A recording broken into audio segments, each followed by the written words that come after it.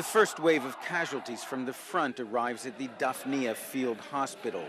There's no time here to waste. The doctors and medics quickly try to stabilize the wounded, stop the bleeding, dress the injuries.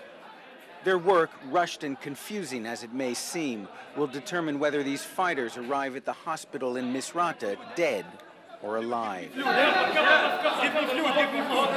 4 ambulances brought 6 men from the front at 2:30 in the afternoon. 2 were in critical condition. One of them will probably have to have both legs amputated below the knee. 3 were lightly wounded. The 6th dead on arrival. This area, just a half-hour's drive from Misrata, is regularly bombarded by the Libyan army, using mortars, rockets, and artillery. When the job is done, they scribble out a rough description of the patient's condition and load them into ambulances. Despite the groans of pain, their chances of surviving are far better now than they were just a few minutes ago. The doctors here are mostly young, but what they lack in years, they've gained in experience. 26-year-old Dr. Mohammed Suwaisi graduated from medical school just 1 year ago.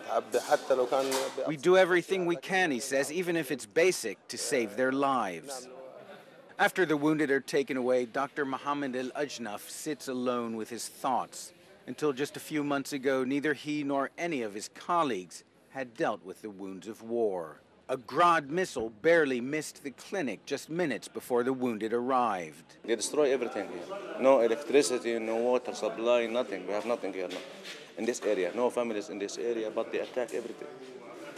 We have also 2 ambulance cars today completely destroyed, yeah. By mortars, yeah. Were there people inside? No, no. Now they rest, but probably not for long.